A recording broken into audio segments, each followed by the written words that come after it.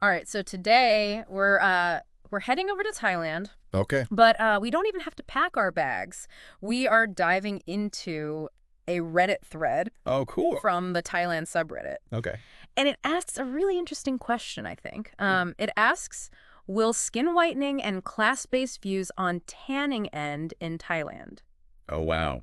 That's So, a big one. It is a really interesting question, and it really flips the script, right? Because, here in the West, people Right. are, laying out in the sun trying to get a tan Yep. all summer long. Mhm. But in Thailand, it's like the opposite. Totally. Skin whitening is really popular. Yeah. So what is going on there? Yeah, it really does kind of flip the script on Western beauty standards. Yeah. And, the Reddit thread is full of all these different opinions on whether or not this is going to change. Yeah, and the original poster seems, I don't know, kind of concerned Right. about the pressure to have lighter skin Yeah. and like what that does to people's self-esteem. They even pointed out that you don't see a lot of people with darker skin Yeah. in like high media and entertainment. Oh, interesting. Do you think that plays a role in all of this? Oh, for sure. I mean, representation definitely matters. Right. Like, it's hard to feel confident if you don't see people who look like you being Right. celebrated. Yeah. And then, on top of that, the preference for lighter skin in Thailand, it goes way back, like historically and socially. Oh, wow. So for centuries, tan skin, Yeah. that was associated with like outdoor labor, Okay. lower socioeconomic status. Yeah. Right? Think about if you're out in the sun all day. Right. You're probably working in the fields or something. So basically, like lighter skin meant that you had money Exactly. and you were like You were part of the elite. fancy. You didn't have to work out in the sun. Right. And those, associations, unfortunately, they've kind of stuck around. Wow. It's Yeah. crazy how those historical perceptions can kind of linger, Yeah. even after so long. Totally. The original poster also brought up a really interesting point about how this plays out in like movies and TV shows Yeah. in Thailand. And they mentioned that a lot of times actors that have like Eurasian backgrounds or are Thai Chinese, they often get cast as the leads. Oh, But then actors with darker skin, they're usually in like supporting roles interesting. or even like the villains sometimes. Oh, wow. Which is kind of messed up. Yeah, and I think, some people listening might be like, Yeah. what does Eurasian even mean in Yeah, Thailand? what does that mean? So it usually refers to people who have mixed Thai and European ancestry, Okay. and they often have lighter skin tones. Got it. So you can kind of see how those casting choices can reinforce those historical biases that we were talking about. Totally. Like it's sending that message that, lighter skin is more desirable, Yeah. more worthy of being in the spotlight. It's like they're the stars and the people with the darker skin are like Yeah, not. not as much, Yeah, and that can have like a real impact on how people view themselves and each other. for sure. They also brought up this actor, Apo Natawin. Oh, yeah. He's got that tan skin, Yeah. and he's really well known for it. But he actually got a lot of criticism early on for not fitting in, Yeah. with that typical leading man look. Right. But now he's like super successful. Yeah, he's huge. Even internationally. Mm. It's interesting that he's kind of challenging those norms, right? It is really That interesting. maybe things are starting to shift a little bit. Yeah, maybe. You never know. You never know. Yeah. It is interesting. Yeah, like he's doing really well. Yeah. And it just shows you that audiences are connecting with him Yeah. despite his skin tone, Yeah. which goes against those traditional beauty standards that we were talking about. Yeah. It gives me hope that like Yeah, things can change. for sure. But the Reddit thread also brought up another interesting influence on Thai beauty standards, and that is the whole like Korean wave phenomenon. Oh, yeah. If you heard about that. Oh, yeah, for sure. The poster was talking about how Korean beauty trends are becoming super popular in Thailand. Right.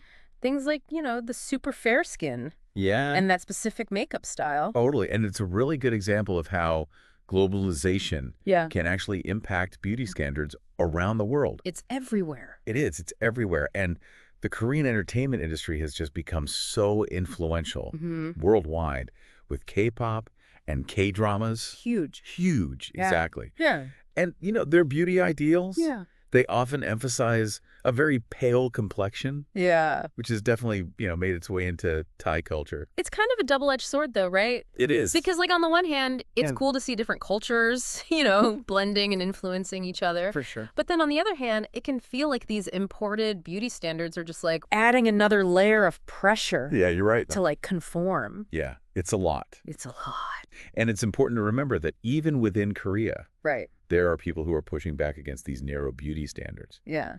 The Reddit poster even mentioned Lalisa Manobin. Oh, yeah. You know her. Yeah. Thai K-pop star. Huge. Huge. And she actually embraced her natural skin tone after leaving a Korean entertainment company. Good for her. Yeah, pretty powerful, right? Yeah, that's awesome. Yeah. Shows you that you can be successful and beautiful on your own terms. On your own terms. Yeah. I have to admit, though, reading through that Reddit thread, Yeah. not everybody agreed with the original poster Right. about this whole skin whitening thing. Yeah, it's a complex issue. Yeah. And it's important to acknowledge those different perspectives. Yeah.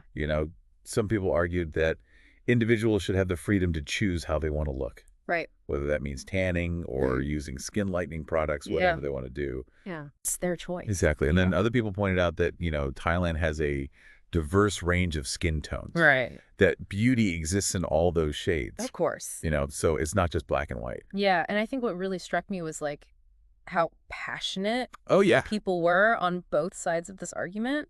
It's clearly, like, a really sensitive topic. It is. And it touches a nerve. It really does. Yeah. This whole question of beauty standards. Yeah. And how they can impact people's lives. Yeah, and it just makes you think about how these standards are so deeply embedded in our culture and how they can be tied to things like, social status, Oh, yeah. opportunity, even self-worth. It's like, it's not just about how you look. Right. It's about how you feel It's deeper than that. about yourself and how other people see you. Exactly, and that's why it's so important to have these conversations. Yeah. And to challenge those norms that can be so limiting and harmful. It's kind of like there's this unspoken hierarchy, right? Go. When it comes to skin tone, Yeah. it can be really hard to break free from that.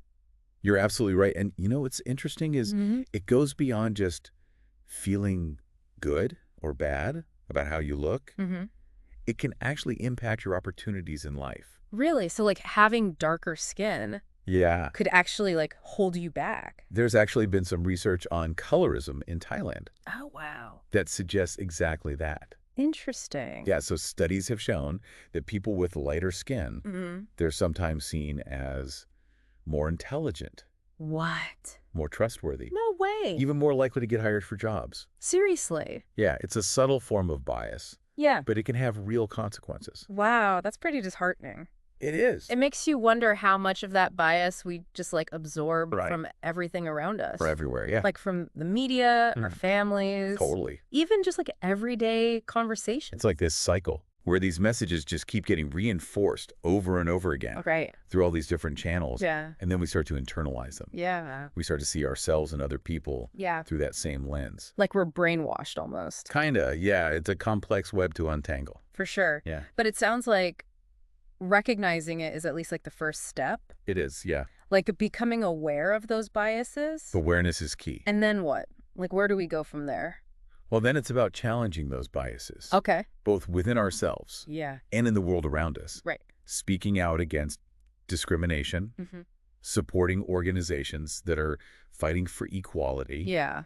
creating spaces where everyone feels seen and valued Yeah. for who they are. And celebrating the beauty in, like, all its forms, right? Absolutely. Not just, like, this one narrow definition Exactly. of what's Yep. considered attractive. Beauty is subjective. Yeah. It comes in all shades and shapes and sizes. Well, And it's not just about physical appearance either. right. It's about character, kindness, the way someone makes you feel. So as we're wrapping up this deep dive into beauty standards in Thailand, what's, like, the big takeaway here? I would say the most important thing is to be critical thinkers. Okay. Question those messages that you've received about beauty throughout your whole life. Yeah. Where did those ideas come from? Right. Do they still hold true for you? Yeah. And how can you challenge those standards that no longer serve you or that might be harmful to others?